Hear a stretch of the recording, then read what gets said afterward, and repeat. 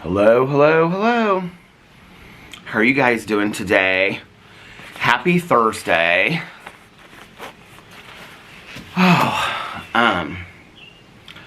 Just made some coffee. Just fed the birds. It's really early for a vlog today. It is 2:58 p.m. and I was just listening to some Cowboy Junkies, one of my favorite bands of life.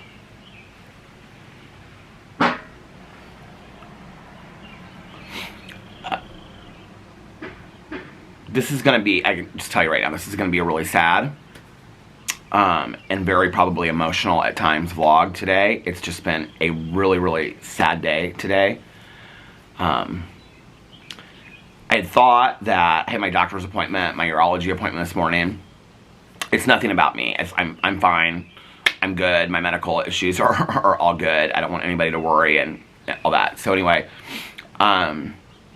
but you know, I had my doctor's appointment this morning. It was at 9. I knew I'd be home. I was home by I think 10:15 or something like that. And so I thought, you know what? Well, on the way home, I was still anyway. I just didn't know. I was like, if I was going to film videos today or not. And it's just been one thing after another. And I'm not filming videos today. I don't even know,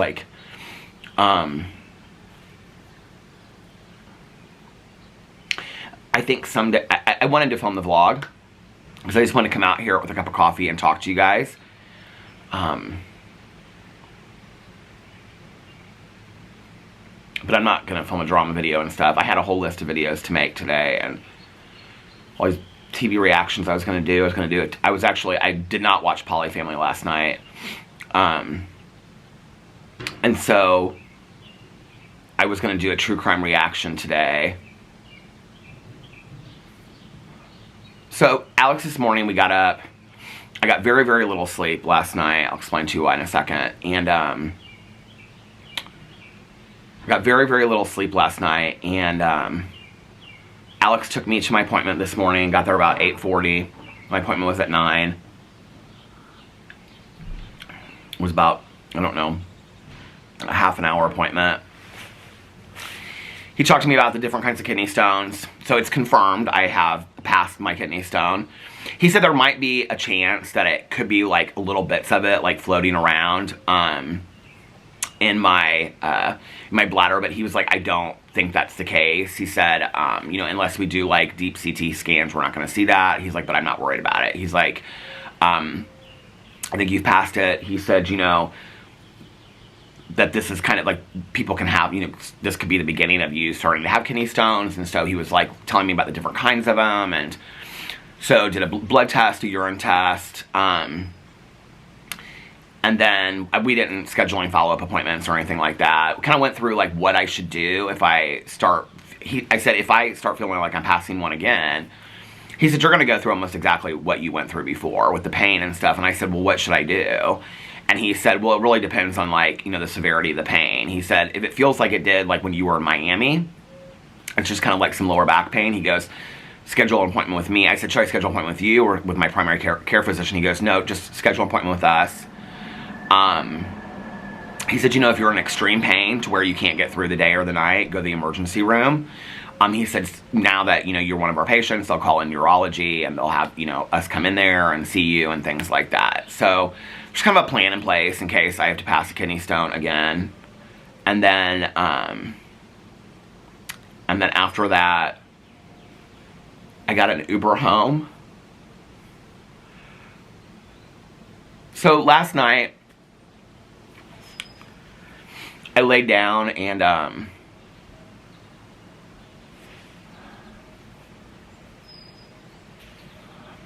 okay, you guys know that I follow this dog, Marv. On Instagram, I talk about him a lot. Marv and his big teeth. I love this dog so much. Here's my friend messaging me again. What did he say? Texting me again. Aw. Oh, that's me.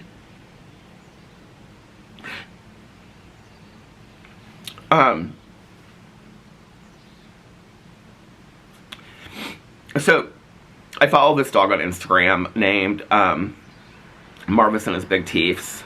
And here, for those of you that do not know who I'm talking about.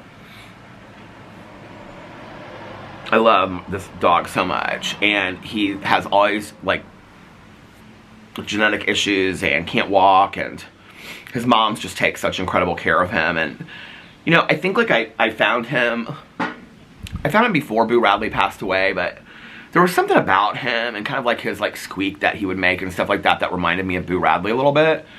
And so, I don't know, it was just the interaction between his mom and him, and, you know, she shared that this connection that they had was, like, she had medical issues and the dog had medical issues, and so, like, she felt like they kind of understood each other. I don't know, like, just, you know, this dog, and I can remember posting pictures and people would just say real cruel stuff about, I mean, even, like, I would get some messages and people, like, thought it was funny, and they'd be like, why are you posting these pictures of this funny looking dog? And this dog was so endearing. I love this dog so much. Well, Marv has had a lot of medical issues, and so one of the things that they had to do was that he wasn't gaining weight, and so they had to, like, have him get neutered to help gain weight. She explains the whole thing. She has these long, like, live streams. I watch every second of it, all this kind of stuff. So he went in for the live stream or he went in for the neuter yesterday, and I mean, she posted, like, this video of them on the way to the neutering at the vet, and then it was, like, a couple hours after that, and she was, like, did this, like, not a live stream, but where she just does, like, a video, you know, and she was like, Marv went into cardiac arrest, and that they, like, didn't even, like, intubate him.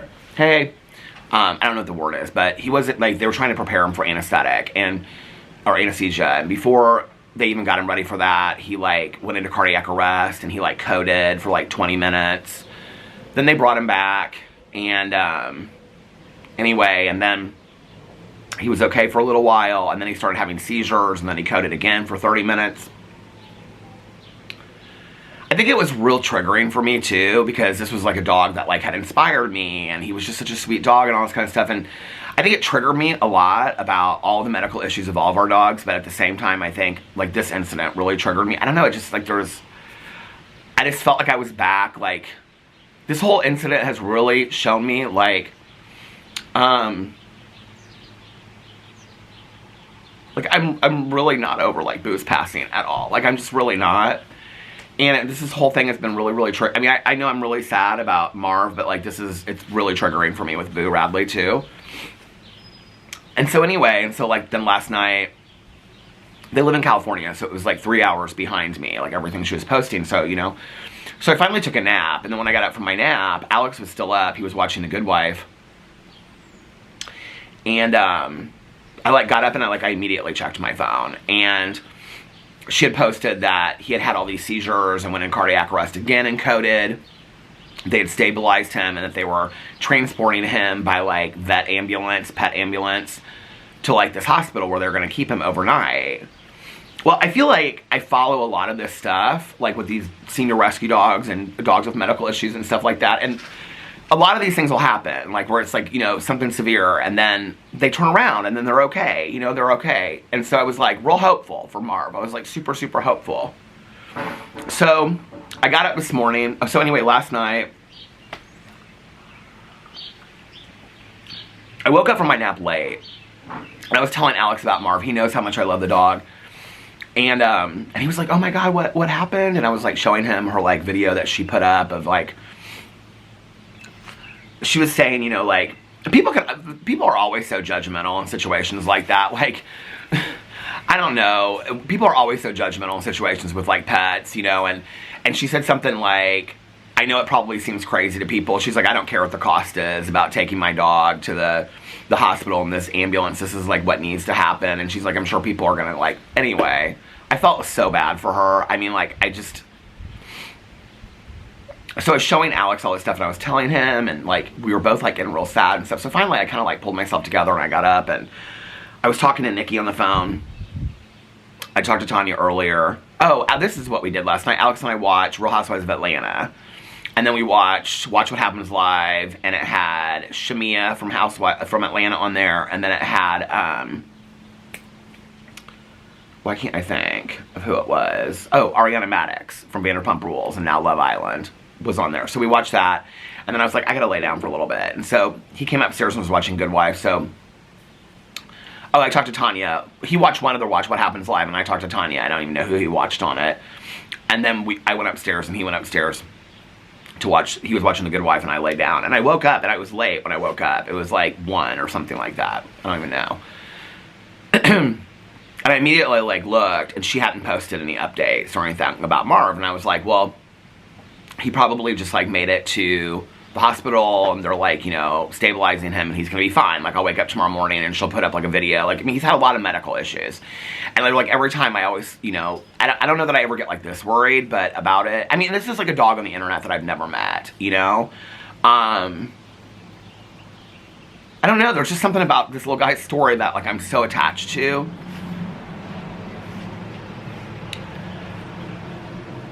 So anyway, I got up, and there was no updates or anything like that, and I thought, okay, well, we probably won't hear anything for the morning. But I was just like, I don't know, it just made me really sad, and it really brought up a lot of the Boo stuff for me. It really was like, I just was really thinking about Boo last night, and Tucker, and I was thinking about like, with Tucker, like, being at the emergency vet that night. I don't know, I just, like, it was all, like, in my head last night, you know, and I was bringing all that stuff up for me, and so anyway, I was talking to Nikki, and I was like, I need to watch Polyfamily to do this, because I want to do this reaction video to it tomorrow, but I just am not really in the space to, like, be taking notes and watching a show. Like, I just want to relax and watch something. She was going to go to bed early anyway, so we weren't going to, like, oh, some huge bird just landed right down here. So anyway, she was like, yeah, she's like, I think I'm going to just, like, listen to this book, or, oh, we were talking about Love After Lockup, because we were talking about all the seasons. We're watching 6 and 4. Well, I stopped watching 4 because it stopped Love After Lockup, and so I was kind of like giving her hints, telling funny stories to each other and stuff last night. So anyway, so I said, well, I think I'm going to go and just watch, I was either going to watch Squid Game, or I was going to go back and I was going to watch Love After Lockup season 1. I'd watched 1 episode of it. I'm now on like, I think I watched like 3 episodes of it. But the other thing was I had to get up early, and I knew that. But I was like, had taken this nap. I'm in my head thinking about all this kind of stuff, and I knew that I needed to go to bed. So I watched like, I think maybe 2.5, 3 episodes of Love After Lockup season 1. Which, by the way, is kind of a different, like, season 1's kind of different. It's like they all get out with the intention to get married. That's not how Love After Lockup is anymore, but season 1 is good, so it distracted me, you know. I didn't even light my candles last night. I mean, if that puts it in perspective, I'm just kind of like, I don't know, I was just so in my head about the dogs and stuff, and,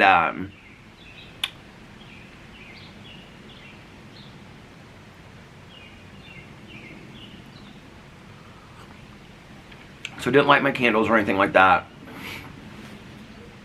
Last night I made for dinner, I had 2 of those veggie patties that are supposed to be like, they're Chipotle, cheddar, and they're supposed to, it says on the back of it something like, they're just like oozing with cheddar cheese. I did not see any cheddar in that at all. They weren't bad. I put them in the air fryer. And then I had 2 of these egg bites. They're actually pretty big, from Trader Joe's. Last time I bought them, I had bought, like, one I thought didn't have any, it had like sausage in it and stuff like that. Nobody wanted them, so I just threw those away. Just kept the other ones that were like kale, greens, and something. And then I had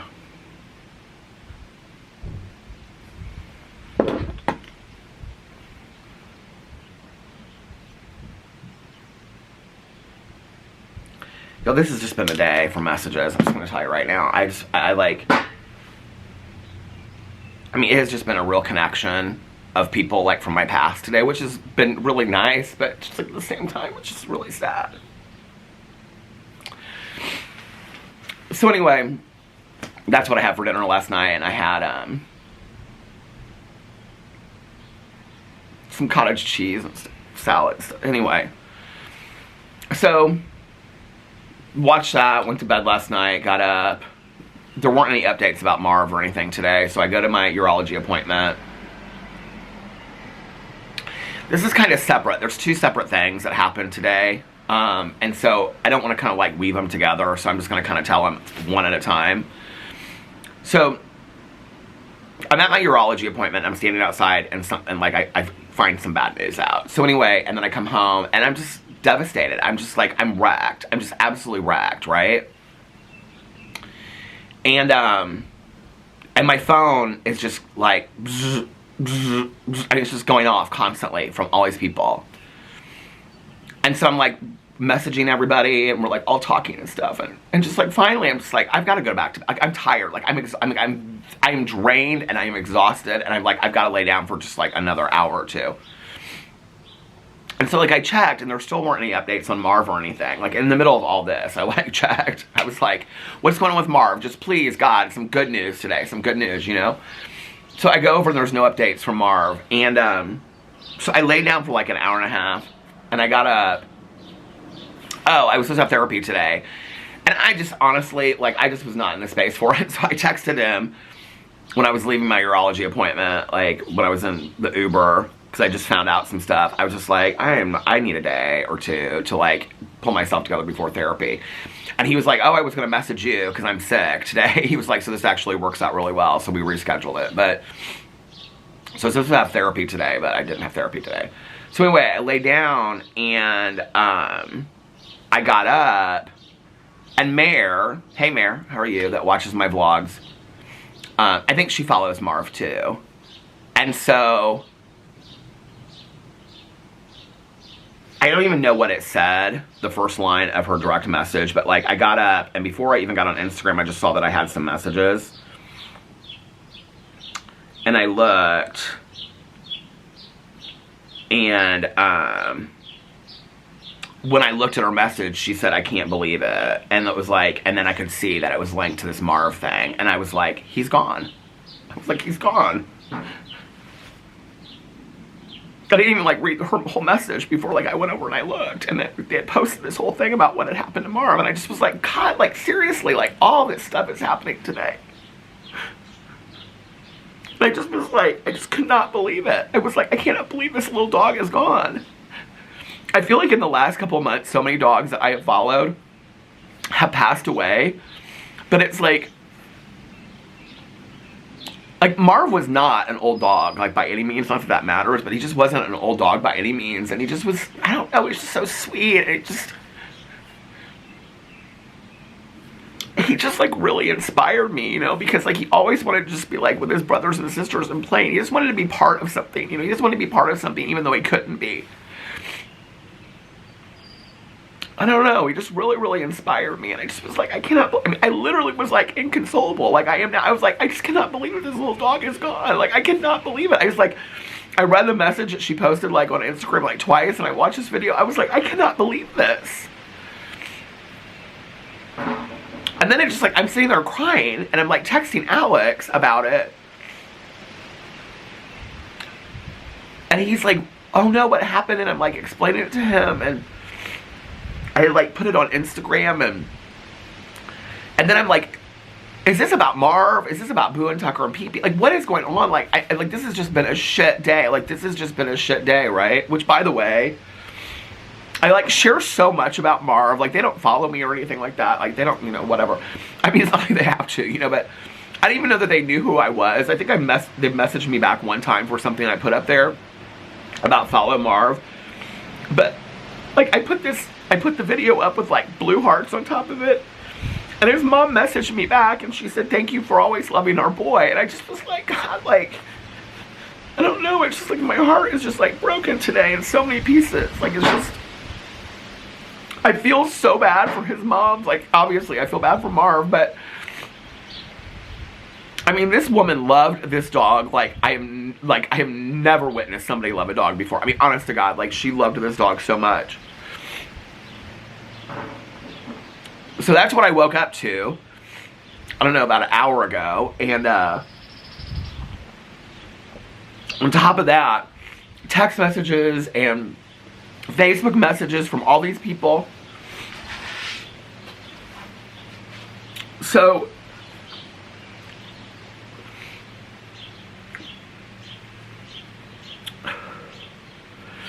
I was waiting for my Uber in front of the urology office. And I'm just like rolling through my social media. I'm like rolling through Facebook and stuff. And my friend had posted this friend of mine from like, one of my very first friends that I ever met. When I talk about, when I grew up, I was raised by drag queens and I went out and whatever. He was a drag queen here in Indianapolis. He stopped doing drag 20 years ago, but probably 30 years ago. No, I don't know. No, he stopped doing drag before I got sober. But, he like, I mean, this guy like raised me. I mean, he's like 5 years older than me. And, really took me under his wing. And I just, he lives in Louisville, Kentucky now, but we stay in touch every once in a while. And I saw that he posted on Facebook. He was like, ... like, I'm so sad to hear of the passing of, and I was like, what? Like, and so like I texted him like immediately and I was like, what is your post about? Like, I don't understand. And he was like, oh my God, I thought you would have been one of like the first people to hear about. Like, I can't believe you didn't know about this already. I would have told you. I wouldn't have posted. I was like, so his roommate, that then when he moved to Louisville, which was like when I would have been like, well, he moved to Louisville before, so that was the first, I went to my first National Entertainer of the Year pageant with him and my other friend. And that was when Shayla Simpson won. That was 93. So I was 21 years old. And so his roommate at the time and I, like when he moved to Louisville, it was like 4 of us that hung around together. And one guy moved to Chicago, our other friend moved to Louisville, and then it was just the 2 of us that were here in town, and we were just like, I mean, we used to party together, we used to drink together. When I talk about the 2 guys that came to visit me in treatment on Christmas, he was one of them. And he passed away this weekend. And I haven't seen him in a long time. I mean, we talked a couple years ago. We always planned to like get back together and stuff, but one of us was always really busy. I think the last picture I took of him was like in my house. Like my mom was like sitting on his lap lapping, and it was like he was real tall. And it was that was like the last picture that I have of him. Here.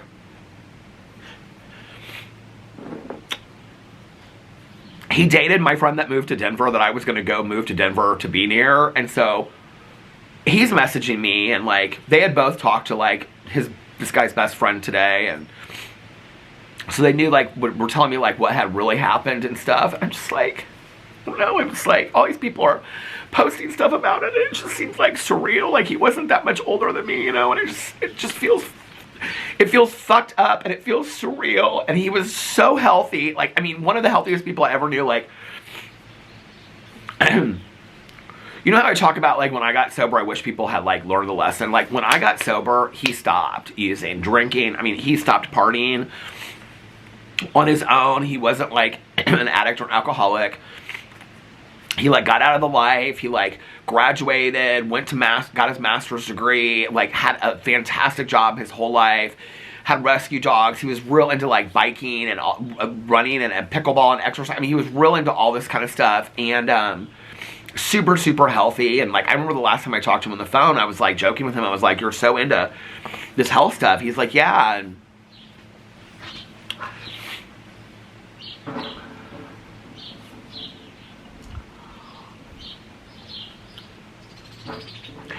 I think also because, I know this is going to sound, you'll either get it or you won't, I don't know, but like, because of the accident, whenever I hear of somebody's passing, especially when it's somebody that's like a contemporary of mine, I always go through this, like, why am I still here? Like, I always go through that. I don't know why. I went through it after the accident. Like, there's no reason why I'm here. It doesn't make any sense why I'm here. And I think, like I relive that all over again, you know? And I think that's a trauma response. I think that's from having PTSD, of going through that. I probably will with any kind of, like, death that happens when it's somebody my age, you know? And, I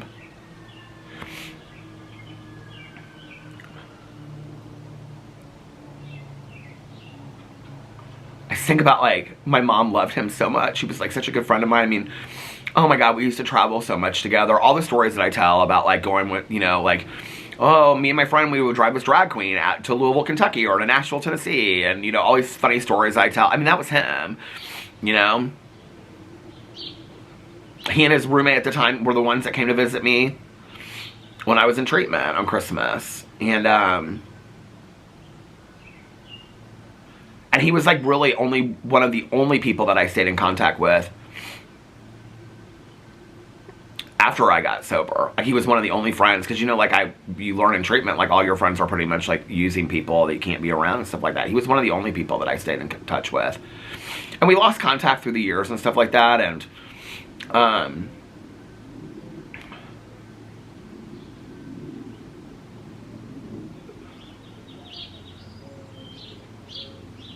he started dating my friend that lives in Denver when I was still friends with them. And then they broke up. I was like really good friends with both of them. And then they broke up. And then my friend that passed, he moved like kind of to a suburb. And so my friend that's in Denver now, like, he and I became closer. Super close. I don't know, it's just so weird.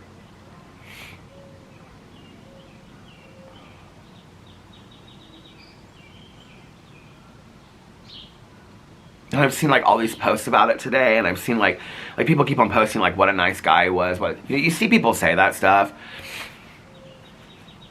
I'll be honest with you, and this is probably a shitty thing to say, but I've seen people post stuff before about people, and they'll be like, oh, like, she was the nicest woman ever. And I'm like, was she though? Like, she wasn't to me.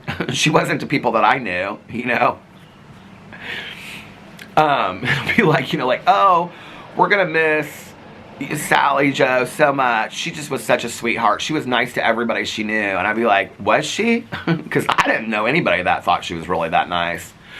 But everybody's posting this stuff about what a sweet guy he was and what a nice guy he was. He was one of the sweetest guys I've ever met in my entire life. I mean, you want to talk about somebody that teaches you humility. I mean, he was just a super kind guy. If you care at all what people think about you when you're gone, if it even matters, I think he's an example of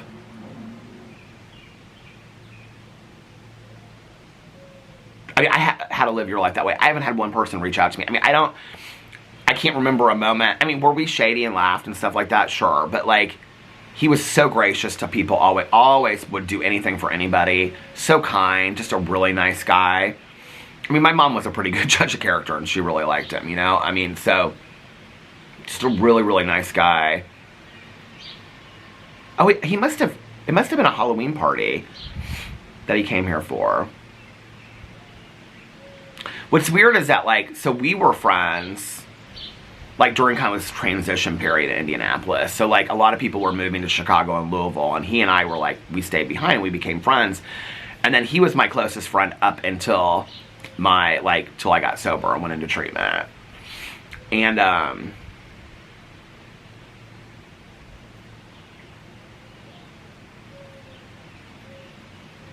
we had some good times together.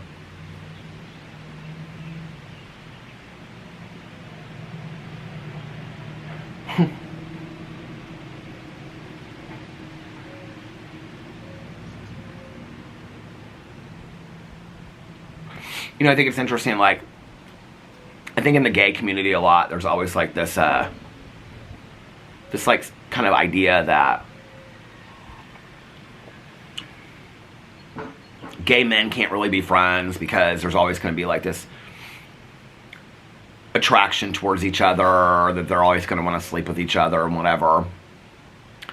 And I do think that there's a certain truth to that to some degree with, I mean, if you get two men that are both attracted to men that find each other attractive in the same room together, that there's going to be some truth to that. You know, I think that there is truth to that. I mean, I know there's truth to that within the gay community, you know?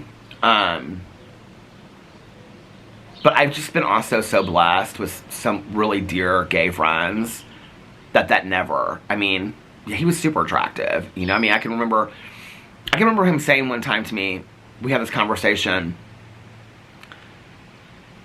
he was talking something about not having a boyfriend, and I remember saying to him something about, I just don't understand it. I was like, you're so cute, like, you know, like, but like, we were so close, I wasn't attracted. You know, people say, but he's like my brother. He really was like my brother. He was like my older brother. Which I always wanted older sisters. I never wanted older brothers, and then I came out and I inherited all these, like, you know, older brother types. The camera stopped. But I remember this one time looking at him. It must have been my first year sober, because it was before I got with my first boyfriend. And I was saying something to him about, you know, I had dated these two guys after I got out of treatment. And they were both great guys, but, like, I just didn't, like, I just couldn't, I don't know, I couldn't figure it out. I wanted a boyfriend so bad. You know, it was that period of my life, for a long period of time, I think I felt like I needed a man to validate my existence.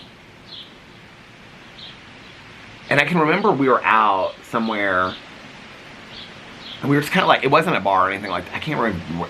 I see us, like, sitting, like, by the lake, having, like, dinner or something somewhere, lunch, and talking about it. And he never really dated very often, like, off and on a little bit, but not very often. And I can remember I said to him,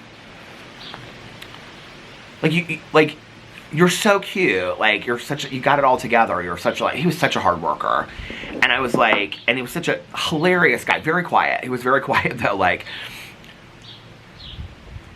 it's interesting because, like, you know, Tanya and I today are like, oh, la, la, la, la. We're both talkers. Nikki and I are both talkers, you know? Caroline and I are both talkers. But it's interesting that, like, people that like, Alex is the quieter to my more talkative. And I've actually had a lot of really dear friends like that in my life. Like, my friend that lives in Berlin, oh, I've got to reach out to her and tell her too. Oh, she loved him so much. And she's not on any social media, so she won't know. But, like, she was really quiet, and I was, like, the really talkative one. He was really quiet. I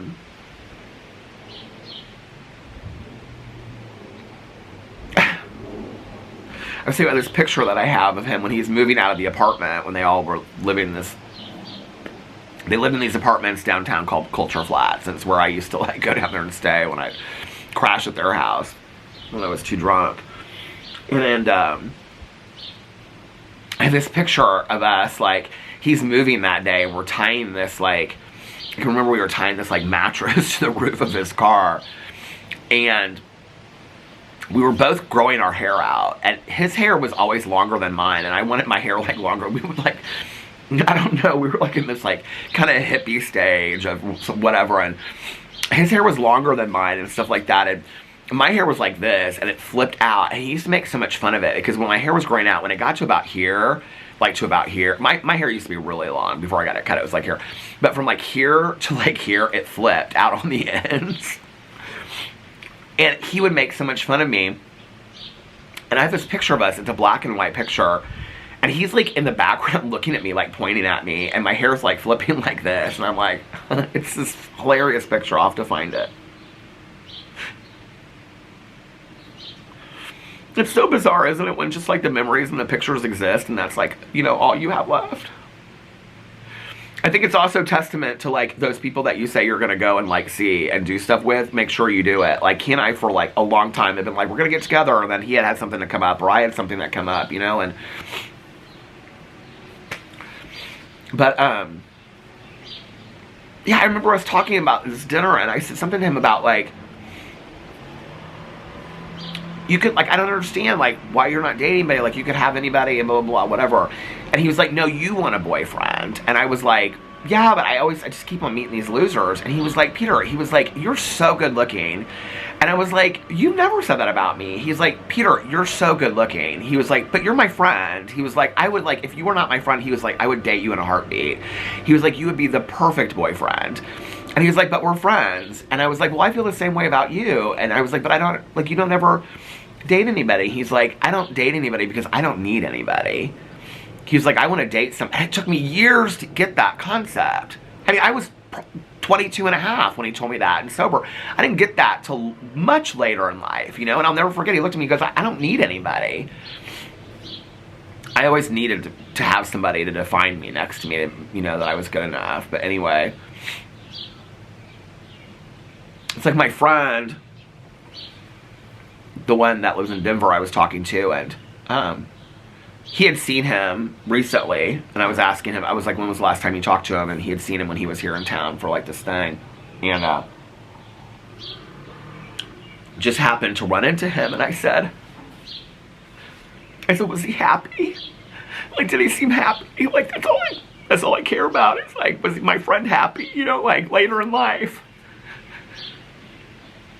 You know, like when you're in the middle of it and you're talking to people every day and you're hanging out every day, like,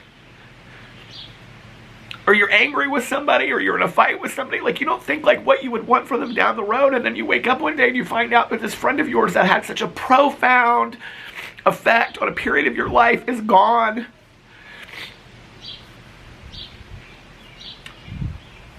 And he died suddenly, and it was like they found him, and they know it wasn't like it was nothing insidious. It was just, it's sad, but you know, but the thing you want to know is like, was he happy? Did he have like a good life? You know, like that's all I want for my friend, for my child, you know, like for my youth. You know, I just want my friend from my youth to have grown up and have had a happy life.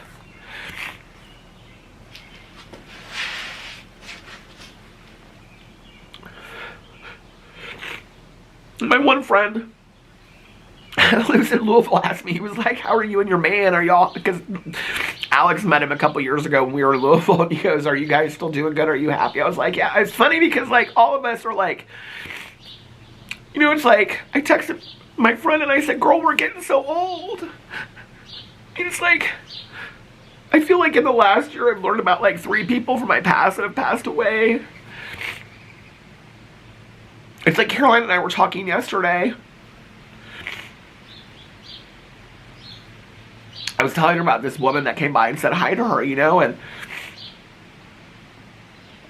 she's like, Peter, it's literally like, because, you know, Caroline's cousins, her aunt on her other side passed away, and her uncle had passed away previously this year, and so Caroline said, it's literally like your dad, her, and Susie, my Aunt Susie in Colorado. She's like, that's what's left of like our parents, like the whole generation of us growing up. I mean, and I know that that's life. I know it, you know, but like you get to this age where it's like, I don't feel like I'm 20 anymore. Like I don't. Like I just, you know, when people are like, oh, I still feel like I'm 20 inside. I don't feel like I'm 20 inside. I just don't at all. I don't know. I don't know if it's the creaking of the bones or the weighing on my skin or the wrinkles on my forehead, or I don't know what it is, but I don't feel 20 anymore. I don't probably even feel 30, you know what I mean? I mean, maybe 40 on a good day, 45, you know, but I don't feel, I don't want to be 20 anymore. I don't care to be that. And I've had a great life, you know? I mean, like, if I were gone tomorrow and somebody asked, I would want people to know I was happy. You know, like I had a good life. I had like an amazing life. An amazing husband, and I had amazing friends, and I got to do this. I got to do this. You know, every day I got to wake up and do this, and like, today when I was like, I'm not filming any videos, I just can't do it today, and I was like, no, but I can go to my vlog, because my vlog is a safe place, and I can share with what I'm feeling, and I get to do this, and I get to share this, and people care. And before I even post this, I already know that people are going to be like just leaving the nicest comments in the comment sections. I get to do this. It's amazing, you know?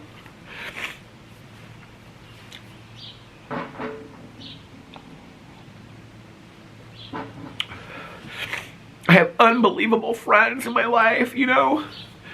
I'm so grateful for. I've had just the most amazing experiences. I've got to travel to the most amazing places, and I have the greatest family, but I'm not ready for it to be over. I'm just not, you know, like, I think that's part of like getting older is like, it's not so much to me about,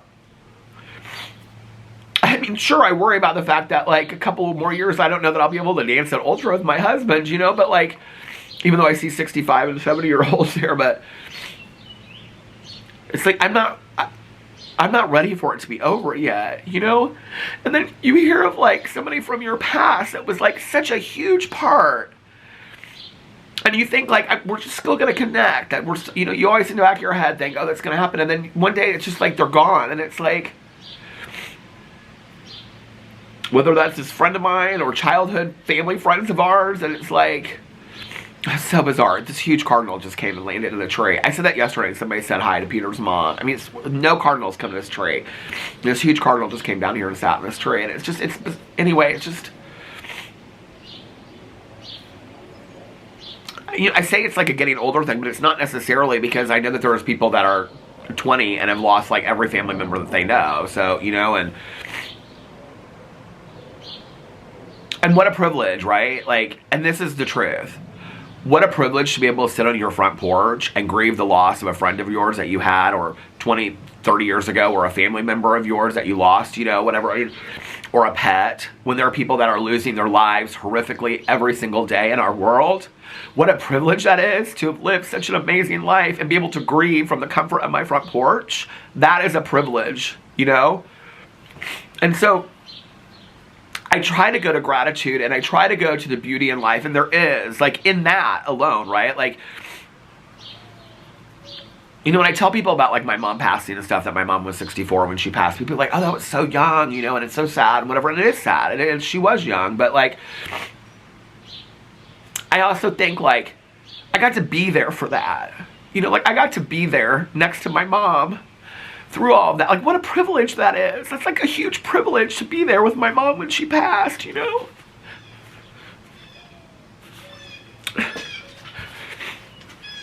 I mean, to put it in that perspective, that there are people in this world that will never have a front porch, let alone have the, I know this is just how I'm thinking. This is probably stupid, I don't know.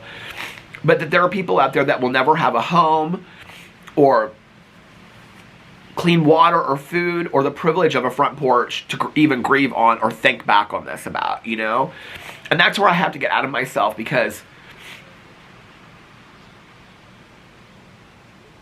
I don't know, it's weird. I do something different today with grief too. I don't know why. Like, not so much with like dogs and stuff. It's like, it's weird because like his passing and Marv's passing hit me completely different, but it just like on the same day, it was like double whammy.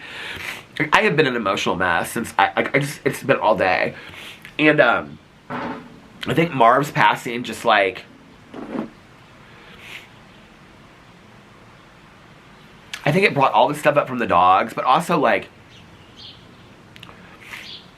I was really, really rooting for this little guy, this little dog. Like, I would wake up every day and look at his stuff. You know, it's like there's like Thumbelina's going through like medical stuff. And I know this sounds so corny, but it's like these little animals that just are like, they don't have time to sit and piss and cry and whine about this and that and the unfairness of the world. They're just taking it on as best they can. These little animals that don't even know that, right?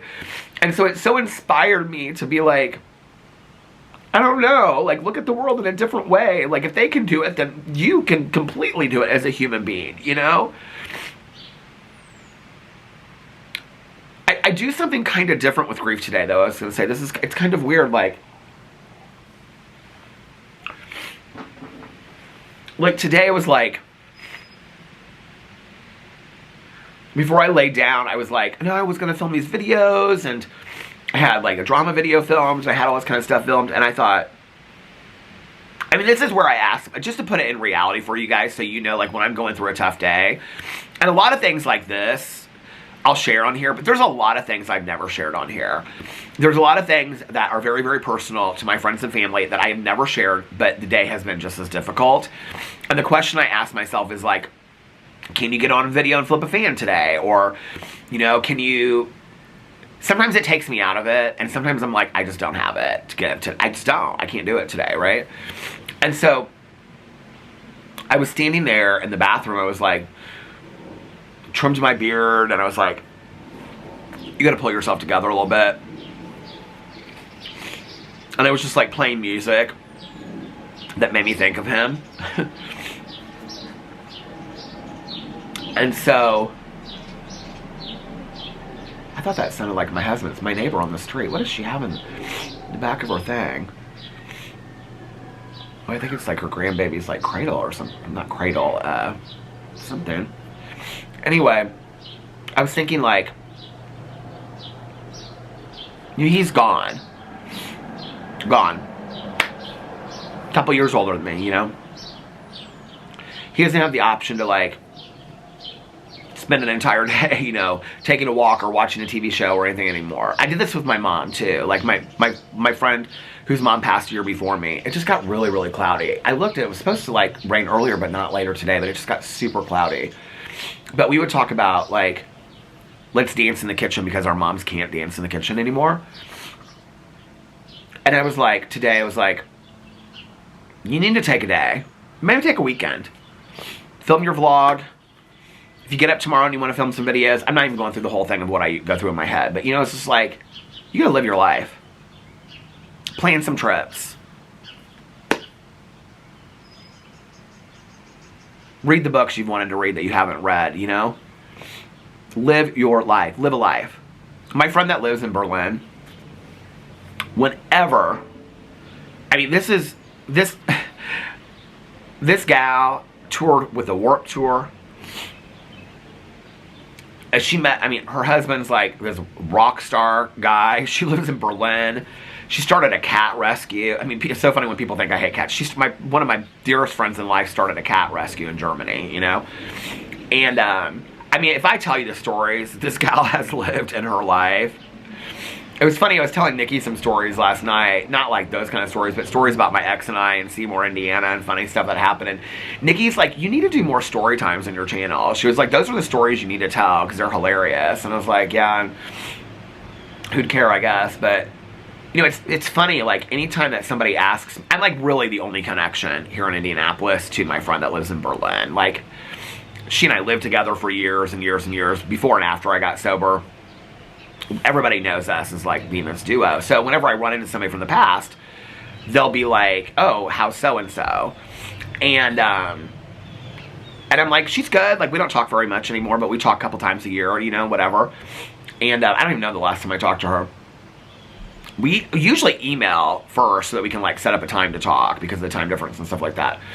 But anyway, somebody's walking really fast on the street. Oh, he's tall. I want to walk, but I don't want to get like trapped in the rain. I think it would be good for me to walk today and listen to some music and just feel real inspired and motivated, you know? But whenever like this one friend of mine, whenever I see him, he always asks about her and he always says, she has lived a life. I mean, she has lived a life. And she has lived a life, you know? She's lived a life.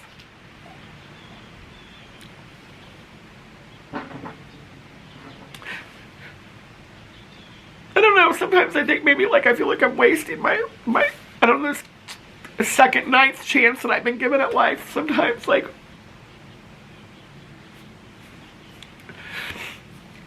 but I feel happy, you know, I love my life, even if it's small. And like, you know, before I came on here today, I was like, I was making my coffee and I was like, you gotta pull it together a little bit. So it was like, I looked and the bird feeder, the green one was completely empty. So I brought the bird feed all out and I fed all the bird feeders and I don't know, I'm happy. I love my life. Like, I love to travel, but I wouldn't want to jet set around the world every week. That's not the life that I want. I like reading my books and doing this stuff. You know, I joke about it being lame, but I don't really feel that way. You know, when I talk about my lame, simple life, I don't really feel that way. I feel like I have a really amazing life. I really do.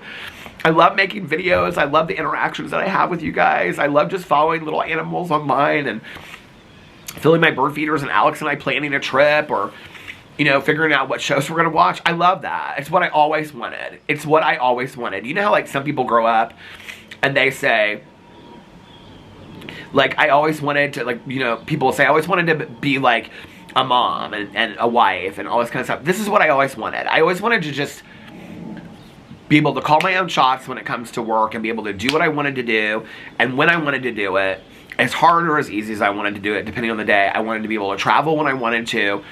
I wanted to have a partner in life that we understood each other, we supported each other. You know, as Alex always says, we're teammates. You know, we are teammates in life together.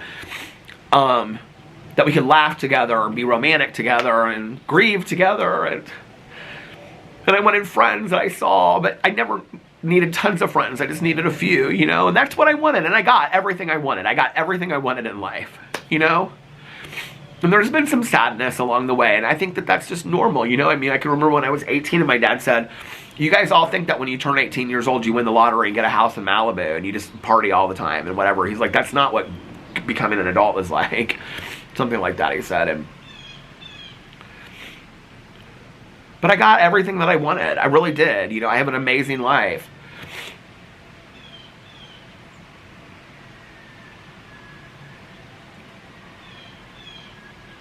This is a really, really sad, hard day. And,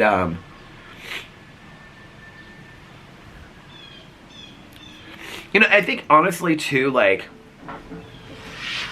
oh, this is what I was going to say. Like, what I do with grief is, number one, I think, like, when I'm feeling it, it's like,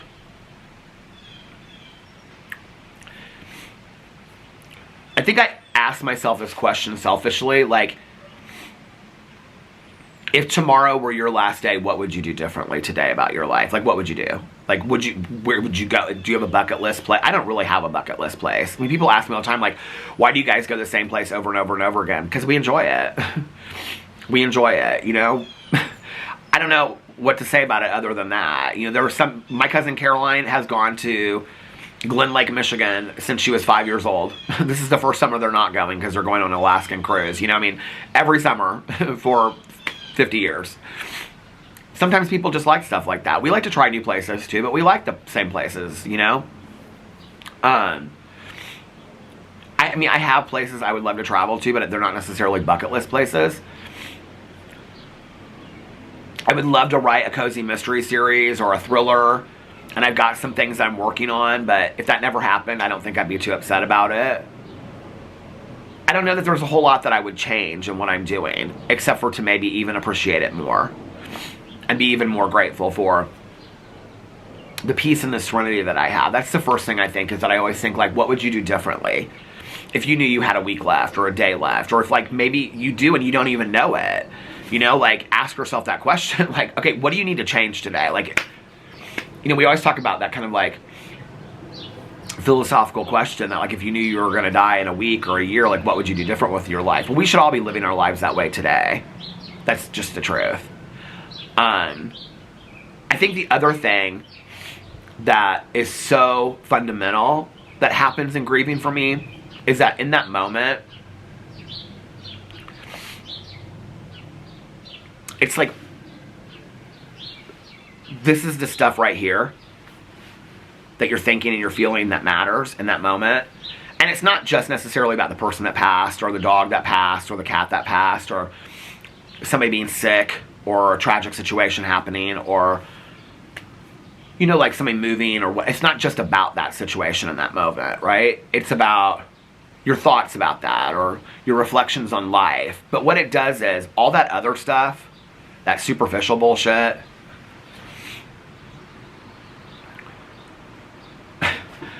that bickering that you've had, or fight that you've had with somebody that, you know what I mean? It's like, all of that just kind of goes away, and you realize in that moment what's really important and who's really important. Like, you know, in that moment. It's not even like, you literally could have somebody ask you, like, in that moment, like, you're in that, just like, you see it so tunnel vision in that moment, that if somebody said, like, is this important to you, or is that not important to you? I mean, like, it just be like, important, not important, important, not important. I mean, like, it's so direct for you. And that's how I feel today. And so, honestly, today is like a good day for me to kind of evaluate and look and be like, this is what I need to give I mean, you know, this is the year of asking myself, like, what am I giving my energy to? There's literally like 10 birds on that finch feeder right now, and 2 waiting on the branch. That's crazy. And there's 3 on the little green ones. I gotta show you guys. Oh, as soon as I do this, it'll go away, but there are so many birds. Please don't go away before I get it focused in. Do you guys see all these birds? There's a finch feeder. Green one, there's like 4. Look at that, it's just spinning around. And this one over here, do you see? Oh my God, look. They're going crazy.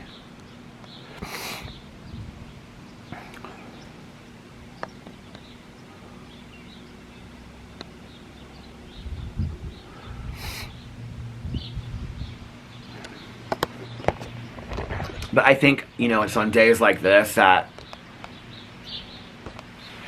I think it's important for me. Like, I really want to walk and listen to some music that reminds me of him. And also just kind of reminds me of my youth, because I think, you know, whenever you grieve somebody from like a period of your life that you were really close to, I mean, we weren't as close today as we were. I think that's the sad thing. It's like everybody that I see posting and stuff, it's like, we were all like this big group back in the day. I mean, this is before I got sober, and some after I got sober as well. And it's like, nobody is really that close anymore, you know? And it's like, I don't want to live back there anymore, but I do want to remember it. I do want to visit it from time to time. It was a significant period of my life. You know, it's that leads to me saying to my friend, girl, we're getting old. You know, it's like, God, I'm just like, my mind is just, it's like a Rolodex flipping through memories of just like these hilarious times that we had, and some kind of sad things that happened and funny things that happened. And I'm like, I don't know why I'm thinking about my friend that took his life. We were all at that funeral, you know. It's like,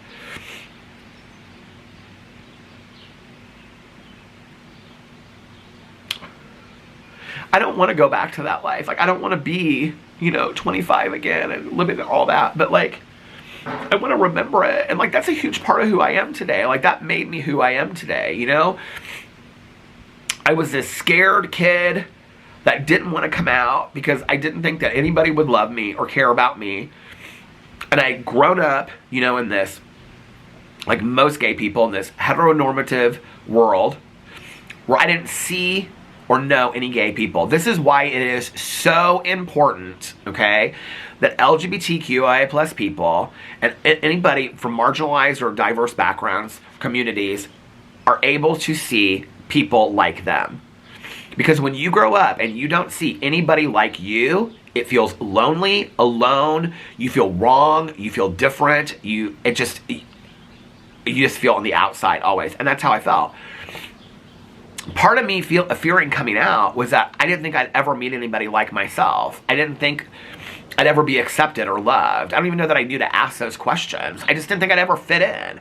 I was trying to figure out how I could come out and fit into this world that I was forced to live in.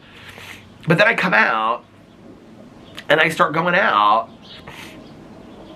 and I meet this group, you know, of gay guys and drag queens that just, I mean, and were tough as shit to me at first. I mean, they just were so hard, so shady boots down to me, you know? And and I remember he was always just like, my friend that lives in Louisville, he was really shady boots down to me. He is still hilarious to this day, but I remember they just took me in, you know, and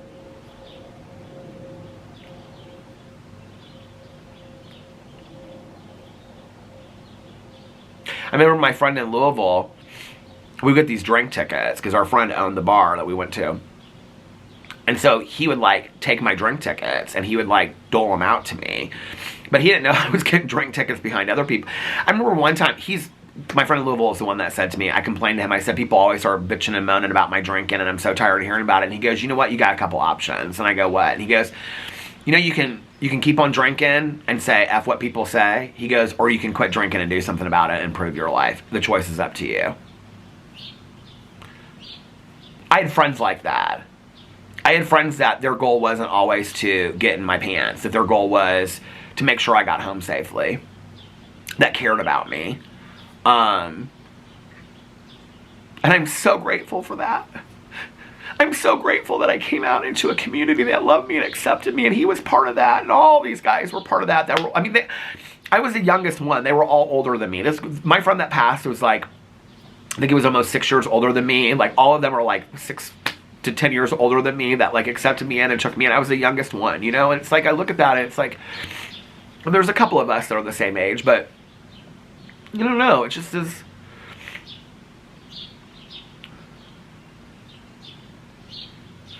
I think a lot of it today is me thinking too about like who I was back then and who I am today and how far I've come, and I'm not who I was back then, and I've learned so much. I have fucked up and made so many mistakes through the years, and some things I had to keep on fucking up and making mistakes to learn. I've hurt people, people have hurt me. I've loved people, people have loved me. It's been a long road, you know? It's been a really, really long road. And I think, like, when somebody passes or you're grieving or whatever, it's not just about thinking about that person always. It's, I think, a lot about you in reference to that. The camera stopped. I didn't realize I was at an hour. I feel like my nose has just been... Anyway, I hope it's not. I hope I don't have snot in my nose. I don't know what else to say. I don't know, you know? I don't care. I just don't.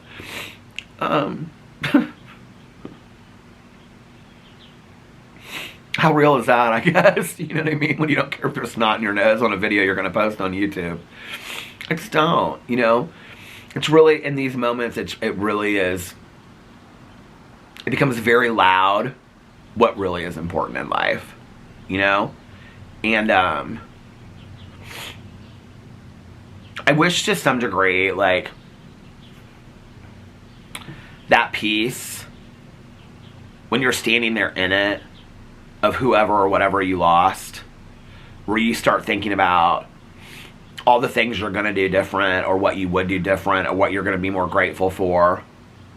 And also what's really, the most, I think the most is like what really matters in that moment, and what is just superficial bullshit that does not deserve your time of day, that you are not going to pay it any attention to anymore.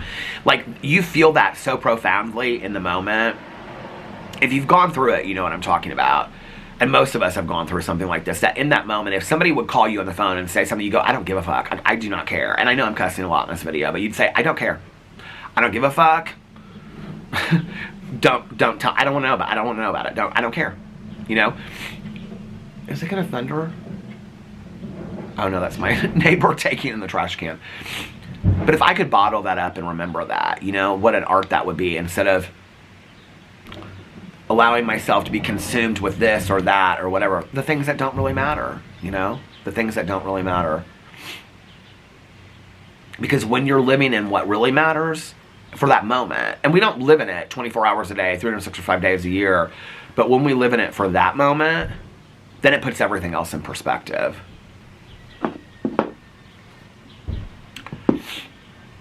It just turned 4 o'clock. So I think I'm going to get off here, and I'm going to start rendering this vlog. And then, I don't know what I'm going to do tonight.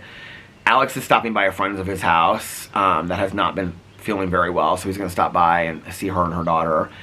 And then he'll be home after that. And then he and his mom are supposed to go to the track tomorrow. So my plan is to film videos tomorrow. I just needed a day to myself. So all the videos I was going to film today, I'll film tomorrow. I just needed a day today to just sit in it and relax. And tonight I just want to watch Love After Lockup, and I want to read and listen to audiobooks. Nikki and I were going to start that Clowns in the Cornfield last night. Somebody said they were going to recommend it to me because it was such a good slasher book. I read the first page last night. It's about, they're taking selfies at a lake or something like that. Anyway, Nikki and I were going to start it last night, but it was too late. So we're going to start it tonight. And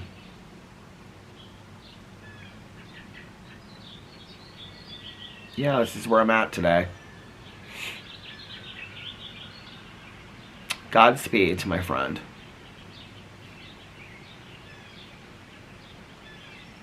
I'm very thankful for his friendship. And that he was there for me when other people weren't. And to little Marv and his mom's, like, that dog taught me so much, you know? And to see that little dog that couldn't get out of his bed, and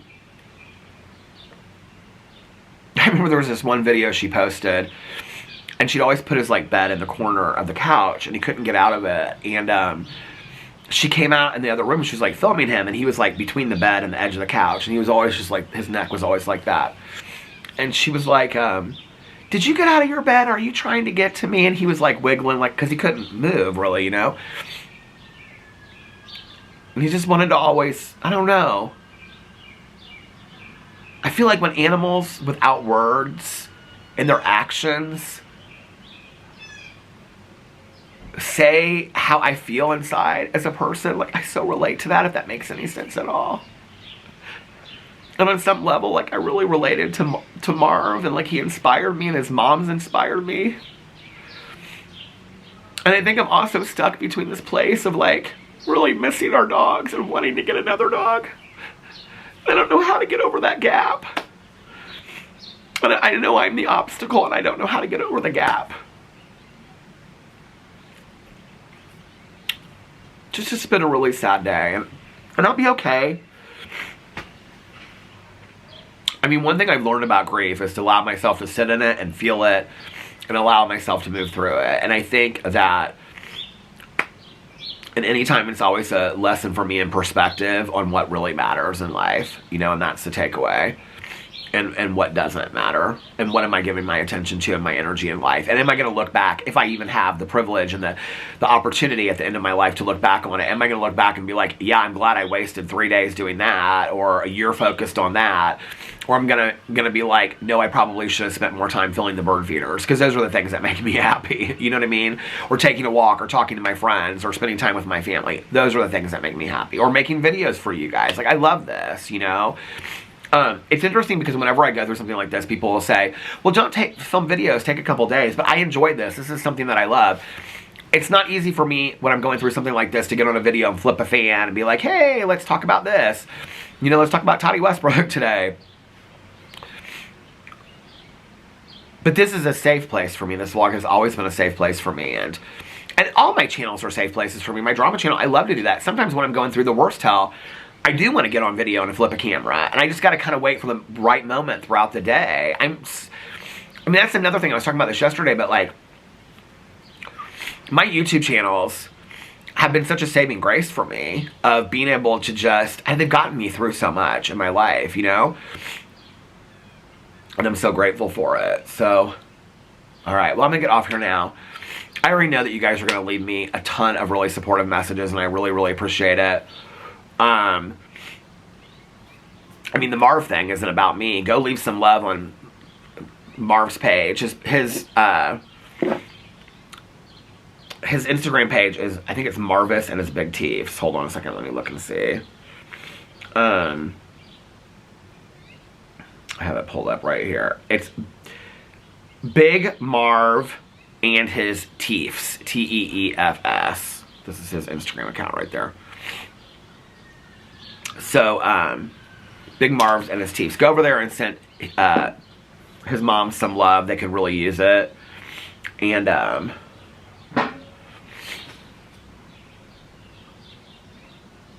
you know, I used to always close my vlog out with, like, I haven't done the old, you know, outro for so long where I would say, you know, let somebody know how much they mean to you today. But really do. You know, I think, like, neither one of us really was to blame. I probably have 5 or 6 friends from my past that for the last couple years we've said we were going to get together and we never do, you know, and it's like one of us is busy or the other one of us is busy and we cancel and reschedule and cancel and reschedule, and you always think that you're going to have that day. But you don't necessarily have to get together with somebody just to pick up the phone and talk to them, and I've learned that, you know. Maybe just reach out to somebody you haven't heard from for a long time that really meant something to you at some point in your life and just say, hey, I'm thinking about you today. I think it's sad that it took this situation for so many of us today that knew each other from the past to be like reaching out to each other and being like, how are you? Like, isn't it so sad and whatever, you know, like asking each other like, how are we doing when we haven't asked each other that in like 30 years? What happened that we stopped caring about each other in 30 years? Or just did life just happen and people moved and people got married and had kids and life just happened, you know? I'm so grateful for all those people. They all made me into who I am today. And I learned so much from all of them. So anyway, I'm going to get off here now. I hope you guys are having a magic... I'm going to be okay. I'm going to be okay. I'm strong. I'm resilient. Mostly this isn't about me anyway. It's just really not. It's just about my feelings about reacting to this.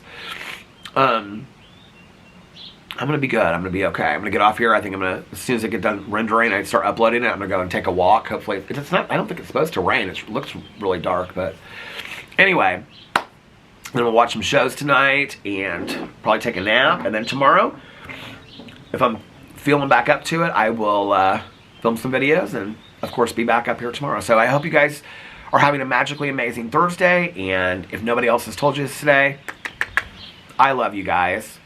I'm truly grateful for you guys. If it wasn't for you guys watching, specifically this channel, but all of my channels, I wouldn't have a place to come out here that felt so safe to share, and I'm forever grateful for that. I really, really am.